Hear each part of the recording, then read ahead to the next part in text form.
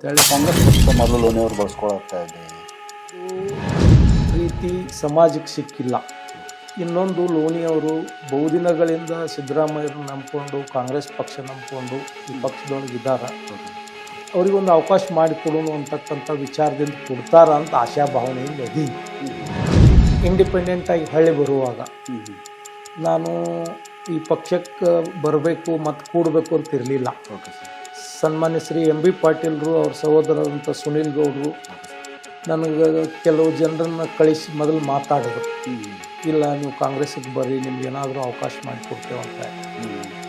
ನಾನು ನನ್ನ ಸ್ನೇಹಿತರು ಮತ್ತು ರಾಜಕೀಯ ನಮ್ಮ ಜೊತೆ ಅತಿ ಹೆಚ್ಚು ಒಡನಾಟದಲ್ಲಿರೋರು ಯಶವಂತರಾಯಗೌಡ ಪಾಟೀಲ್, ಅವ್ರಿಗೆ ಕೇಳಿದೆ, ಗೌಡ್ರೆ ಈ ಸಂದಿಗ್ಧ ಪರಿಸ್ಥಿತಿ ಒಳಗೆ ನಾನು ಏನು ಮಾಡಬೇಕು. ಅವರು ನನಗೆ ಹೇಳಿದ್ರು, ನಿನ್ಗೆ ಒಳ್ಳೆಯ ಒಬ್ಬ ಸ್ನೇಹಿತನಾಗಿ ಹೇಳ್ತೀನಿ, ನೀನು MB ಪಾಟೀಲ್ರ ವಿರೋಧ ಇಲೆಕ್ಷನ್ ಮಾಡಿರ್ಬೋದು, ಅದನ್ನು ಮರಿ.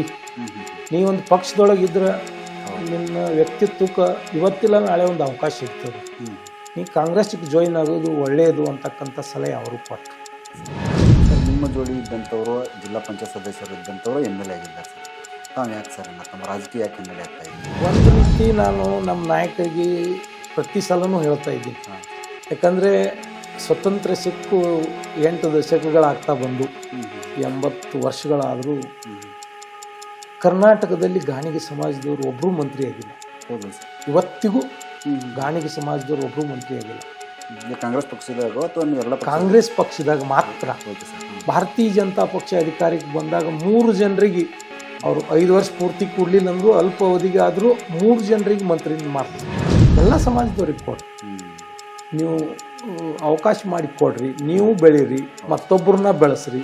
ಮತ್ತು MB ಪಾಟೀಲ್ರನ್ನ ಕುರಿತು ನೇರವಾಗಿ ನಾನು ಹೇಳ್ಬೇಕಪ್ಪ ಅಂದ್ರೆ ಅವ್ರು ಮಾಡೋ ಕೆಲಸದ ಶೈಲಿ ನಾನು ಭಾಳ ಅಪ್ರಿಷಿಯೇಟ್ ಮಾಡ್ತೀನಿ. ಅವರು 2 ಸಚಿವರಾಗಿ, ನೀರಾವರಿ ಸಚಿವರಾಗಿ ಜಿಲ್ಲೆಯ ಜನತೆ ನೆನೆಸುವಂಥ ಕೆಲಸ ಮಾಡಿದ್ರು. ಇವತ್ತು ಇಂಡಸ್ಟ್ರಿಯಲ್ ಮಿನಿಸ್ಟರು, ಮೂಲಸೌಕರ್ಯ ಅಭಿವೃದ್ಧಿ ಮಂತ್ರಿಗಳಾಗಿ ನಮ್ಮ ಜಿಲ್ಲೆಗೆ ಭಾಳಷ್ಟು ಕೊಡುಗೆಗಳನ್ನು ತರ್ತಾರ ಅಂತಕ್ಕಂಥ ವಿಶ್ವಾಸ ನನಗೂ ಇದೆ, ಜಿಲ್ಲೆಯ ಜನತೆಗೂ ಇದೆ. ಜೂನ್ ಲೋನಿಯವರು MLC ಪಕ್ಕ ಆಗಬಹುದು.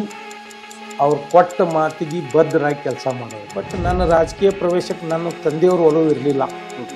ಆದರೆ ನಮ್ಮ ಅಜ್ಜಂದು ಒಂದು ಒಳ್ಳೆಯ ಗುಣ ಅಂತ ನಾನು ಭಾಳ ಹೆಮ್ಮೆಯಿಂದ ಹೇಳ್ಕೋಬೇಕಾಗ್ತದೆ.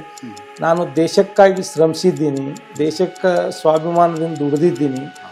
ಅವ್ರು ಕೊಡ್ತಕ್ಕಂಥ ಒಂದು ಪಗಾರ ಅಥವಾ ಗೌರವಧನವನ್ನು ತೊಗೊಂಡ್ರೆ ನಾನು ಅದರ ಆಸೆಗಾಗಿ ಮಾಡ್ದಂಗೆ ಆಗ್ತೈತಿ. ಮಜ್ಜ ಭಾಳ ದೊಡ್ಡ ಮನುಷ್ಯ ಅಂತ ಹೇಳ್ತಿದ್ರು, ಅಂಥವ್ರ ಮೊಮ್ಮಗನಾಗಿ ಇದ್ದೀನಿ ಅನ್ನೋದು ನನಗೊಂದು ಹೆಮ್ಮೆ. ನಮ್ಮದು ಪ್ರಾಯಶಃ ಸರ್, ಈಗ ಕಾಂಗ್ರೆಸ್ ಪಕ್ಷ ಸರ್ ಗಾಣಿಗೆ ಸಮಾಜವನ್ನು ಮೇಲೆತ್ತಿ ಕೆಲಸನ ಮಾಡ್ತಾ ಇದ್ದಾರೆ. ಯಾಕೆ ಸರ್? ನಾವೆಲ್ಲ ಜನತಾ ದಳದಿಂದ ಬಂದವರು, ಜನತಾ ಪರಿವಾರದಿಂದ ಬಂದವರು.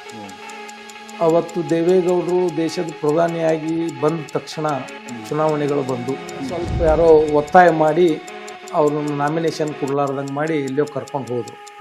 ಅಂಥ ಸಂದರ್ಭದೊಳಗೆ ರಾತ್ರಿ 2 ಗಂಟೆಗೆ ದೇವೇಗೌಡರು ನನಗೆ ಫೋನ್ ಹಚ್ಚಿ, ನೋಡಪ್ಪ, ನೀ ಚುನಾವಣೆ ಒಳಗೆ ಗೆದ್ದು ಬರ್ತಿ ಅಂತಕ್ಕಂಥ ಭರವಸೆ ನಾ ಕೊಡೋದಿಲ್ಲ, ಆದ್ರೆ ನಾವೊಬ್ಬ ದೇಶದ ಮಾಜಿ ಪ್ರಧಾನಿಯಾಗಿ 28 ಮತಕ್ಷೇತ್ರದೊಳಗೆ ನನ್ನ ಪಕ್ಷದ ಕ್ಯಾಂಡಿಡೇಟ್ ನಿಲ್ಲಬೇಕು, ನಮಗೆ ಅವಕಾಶನೇ ಸಿಗ್ತಾ ಇಲ್ಲಲ್ಲ ಅನ್ನೋ ಉದ್ದೇಶದಿಂದನೇ ಮೊನ್ನೆ ಸಲ ನಾನು ಇಂಡಿಪೆಂಡೆಂಟಾಗಿ ನಿಲ್ಲಬೇಕಾಯ್ತು.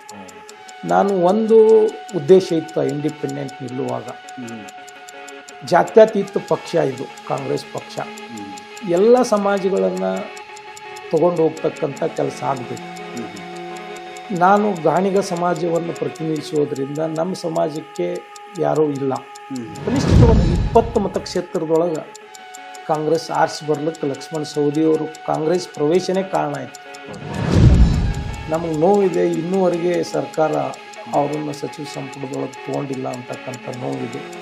ಇವತ್ತು ತಮ್ಮ ವಾಹಿನಿಯ ಮುಖಾಂತರ ನಮ್ಮ ಪಕ್ಷದ ಎಲ್ಲ ಮುಖಂಡರಲ್ಲಿ ವಿನಂತಿಯನ್ನು ಮಾಡ್ತೀನಿ, ಲಕ್ಷ್ಮಣ್ ಸವದಿ ಸಾಹೇಬರಿಗೆ ಶೀಘ್ರವಾಗಿ ನೀವು ಸಚಿವ ಸಂಪುಟದೊಳಗೆ ಅವಕಾಶ ಮಾಡಿ ಕೊಟ್ಟಿದ್ದೇ ಆದ್ರೆ ಈ ಕಾಂಗ್ರೆಸ್ ಪಕ್ಷಕ್ಕೆ, ಈ ಸಮಾಜದ ಇನ್ನೂ ಹೆಚ್ಚಿನ ಬೆಂಬಲ ಮುಂದಿನ ದಿನಮಾನದೊಳಗೆ ಸಿಗ್ತೈತಿ.